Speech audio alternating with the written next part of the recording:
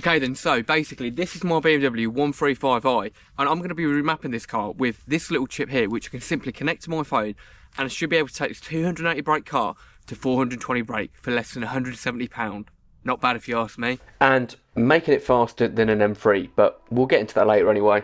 But before we get too into things, let's quickly go over the car. So this is my BMW 135i that I pretty much bought as a complete bare shell with the engine.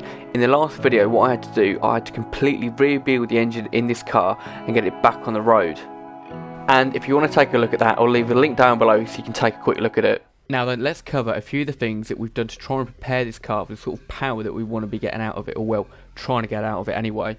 Right, okay, so then let's start off with the basics. One of the first things that we've done then is we've put a pair of dual air intake filters on it.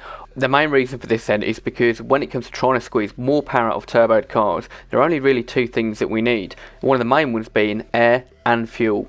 Now then, talking of air, another thing that I've done is I've also fitted an aftermarket aluminium charge pipe. You may not necessarily need to do this, but I've preferably done it because it's more resilient to being aluminium than plastic. And as you can probably tell, I'm not running a blower valve on the car. I think that's all down to preference. Some people are going to hate it, but of course leave a comment down below what you think on this, but to me it doesn't make a difference. And as you'll see, also why I've left it off, or well, should I say here why I've left it off. As well as that, I've also replaced the front mount intercooler with a larger aftermarket one to try and help the air that's going into the engine to stay cooler. Also, not forgetting that I've actually put an uprated Sachs performance clutch in this car, which is a 4-paddle clutch and should be able to quite easily take 780 newton meters of torque. And with a clutch that can't take the power, all it's going to do is slip, and we're not going to be getting very far at all. I've also put 1-step colder spark plugs in this car to try and help it under boost so it doesn't misfire as much and it can actually detonate properly as it should. As for the map on the car then, I'm going to be using an MHD map and an MHD flasher for this car, and I'm literally just going to be going straight to stage 2 on it because why not? And I'll leave you a link down below just in case you can do the same. Now the only thing we really have left to put onto this car to make it ready for the power that we want to be putting out of it is a set of aftermarket downpipes, which is what we're going to be covering in a minute. But first, of course, we're going to be taking off from where we left off, which is when I've picked the car up from its MOT. So, good news, the 1 Series passed its MOT. But of course, it does have a few advisories which we're going to go through now and that we're going to need to fix on this thing before we do anything else. Okay, so the car actually passed, thankfully, which is a relief. So the main one we've got here is got an oil leak which isn't excessive, and I think I know where it's coming from. So we're going to take a look at that, figure that out, and then we can move on to the other bits. As well as that, we've got a pair of rear tyres which are close to the limit, but they've not failed, of course, so I need to get some new tyres on it sometime soon. That's not really an issue. Then the other little issue that we've had is the brake hoses on the front were a bit close to the front coil spring, so what we're going to need to do is we're going to need to reclip them back into place. Apart from that, it was just the steering lines were a little bit loose, but we can also sort that out, not too big of an issue. Anyway, let's get on with it, get into the car and try and fix it. Once we've done that, we can move on to doing the downpipes on the car. So as you can tell, I've got the car up now, just to get a bit of room and see what we can actually do about it. Looking from the top, it's pretty hard to try and judge where everything's coming from. Up here it looks okay. Usually, I think it's oil cooler that leaks, but on this it seems okay and we're putting new gaskets on. So underneath, it looks like it could even be the crank seal at the front, some gasket, or maybe something else. What I'm going to have to do then is I'm going to take this stuff off here and try and get a better look.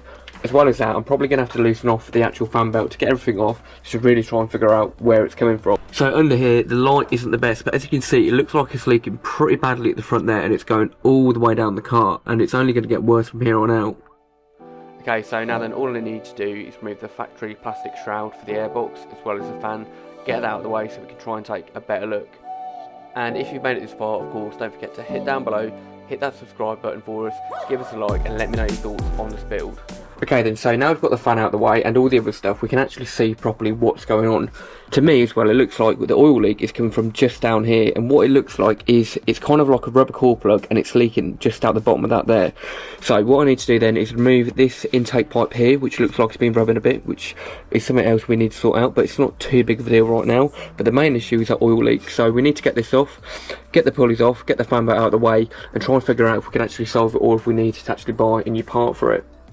Okay, so now we've got all that stuff out of the way, you can see this is a core plug that I'm on about. It's a pretty big sort of core plug, and it's definitely that's leaking. As you can see just at the bottom of it, there's a lot of oil building up there, and there's nothing higher up than that. So what I'm going to do is I'm going to remove it, take a look at it, see if we can figure it out and try and fix it, or if it's just not sitting properly, or if not, we'll get another one, put it on, and we'll be good as gold.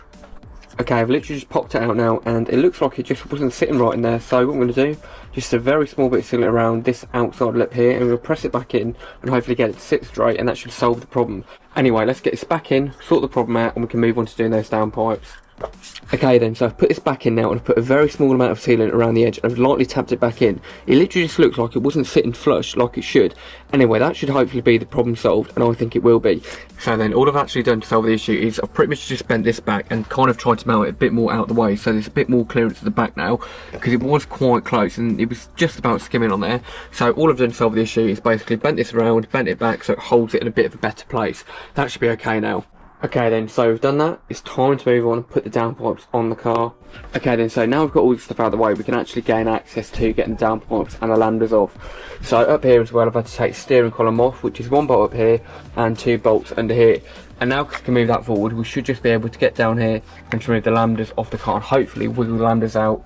As you can see down here then, basically what I need to do first is remove both the landers from up here, and then run all the way around here, and I've unclipped them, brought them around here, and I think they're 23mm, which we're going to do. We're going to get them off, and then we're going to do each of the downpipes, get them out of the way, and then do the other 2 landers at the back of the car, which is under the bottom of it.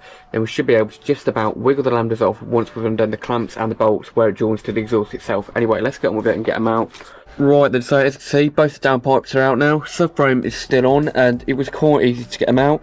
I've literally just undone the clamps, given them a wiggle, and they've popped straight out really. So let's get the new ones on. Right then, so these are the downpipes I'm going to be putting on. As you can tell, I've already heat wrapped them and maybe gone a bit overboard on the cable ties, but you know, it's better than everything falling off. Okay then, so as you can see, we've got both the downpipes in now. All we need to do is bolt them back up down here and clamp them up top, as well as putting the landers back in, and we should be good to go. So then all we need to do up here is tighten both the clamps for each one of the downpipes, as well as putting the landers back in and the steering column back in. Followed by that, we're going to put boost solenoids back on here, tighten all that stuff up, and then we should hopefully be able to start the car up, drop the car down, and we should be good to go. Start the old girl up.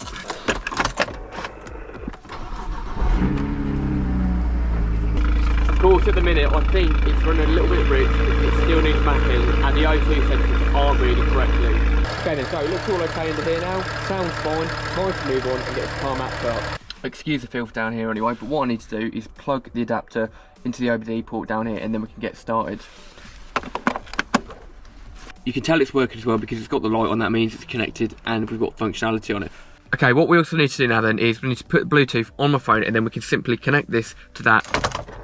Okay then, so of course we need the ignition on as well. Typical BMW notification, as you can see and hear. So what we need to do to connect the adapter is basically go onto the Wi-Fi, flick it on, and it should come up down here. So that's what we need to connect to. Tap that. There we go.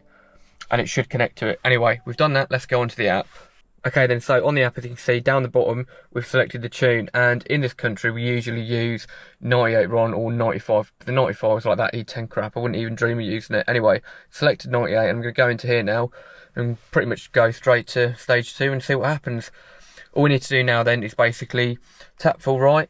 Basically, it should take a bit of time for this, because I think this is the first time this has been flashed or mapped or anything like that.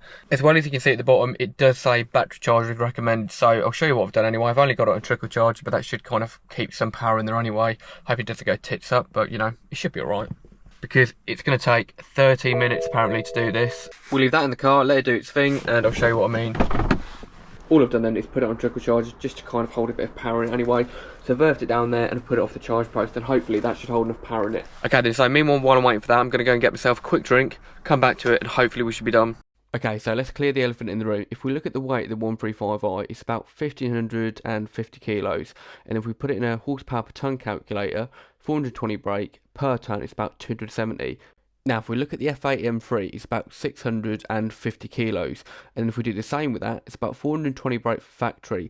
It's about 259 horsepower per tonne. There we go then. So, in theory, it's actually quicker than an M3 and an M4 as well. Okay, so we're back then. Good news, it looks like it's worked. So, as you can see, great success. Turn the ignition on and off. And now let's start this car, and hopefully we should be alright.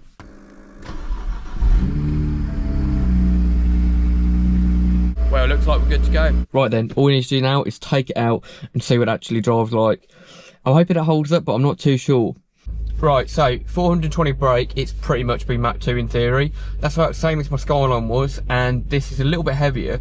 So I don't know what it's going to be like, to be honest, but I'm kind of hoping it's as quick as that. Anyway, let's see what it's like. I don't think I'll be able to get much grip because it's pretty greasy on the road this time of year anyway. Flutters a little bit. Can't complain about that. Oh, yeah, that clutch is heavy, man. It's alright. Fuck me. That is one quick 1 Series. It literally feels like a different car now. Like before, it was about 280 brake. 420 makes a huge difference. That's like 140 difference. And it literally completely changes it. Anyway, we'll try and open a bit more because I'm just going through town at the minute anyway, so I can't really go too bad, unfortunately. All the Karens will be after you. Also, I've noticed there's another issue on this car that I need to be sorting out. The actual heater, the fan blower, it's not working at all. So what's happening is basically right now trying to, you know, make it work. It's not working. But basically all the buttons are working, all the lights are working, but I can't hear the fan itself running at all. So what I need to keep doing basically is pretty much just let the window down, stop it like fogging up basically. Which ain't too bad. But doesn't mean stop people, it means just go. Can't wait to actually get this out on a straight. Hopefully be able to put a bit of it down. But it's that time of year right now where it's salty and it's kind of quite humid, so you can't really get much traction. It's not exactly ideal conditions for having just mapped a car wanting to open it up. But you can tell there's power there because all it keeps doing is it's just spinning up. And it even feels like more pokey. Before, you couldn't really spin the wheels up in this thing. It just wasn't like quite powerful enough. But now, it's a lot more lively to drive.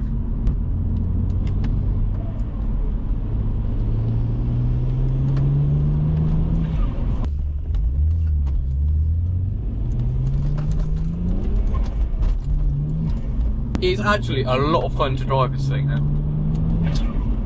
Do you know what I love as well? It's the fact that I haven't put the blow valves on, you just hear the flutter. So it's basically like a Skyline in a 1 Series, isn't it? But for me, I mean, running blow valves, yeah, I could, but I mean, what's the point? I just think it sounds better like that. And all it is really is it's like compressed surge, isn't it? So basically, it's just the air being like chopped off when the throttle body closes, it's got nowhere to go. So it makes that nice noise that we all love. I can't complain, can I? Oh, well, I can complain actually because I'm out of screen wash.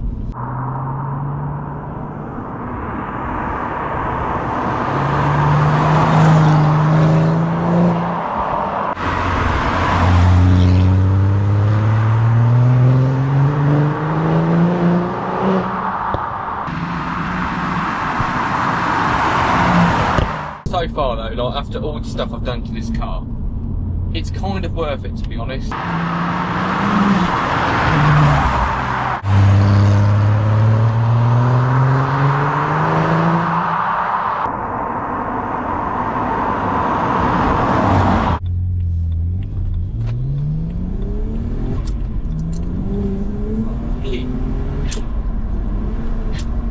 This thing's a fucking animal!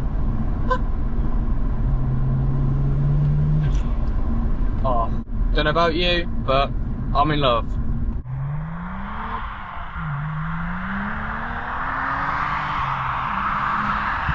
Anyway, then let's pull over and I'll show you something.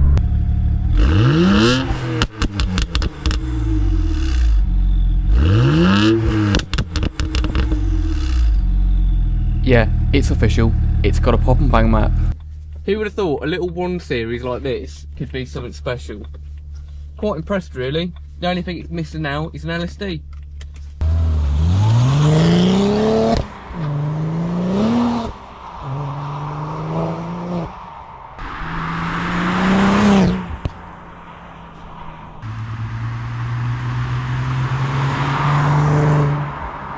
Anyway then guys, I just want to say a big thank you for watching. I hope you've all enjoyed this video, and if you want to see what's happening in the next video and more stuff that I'm doing with cars, tap down below, hit like and subscribe, and I'll see you next time. Thanks guys, see you in a bit.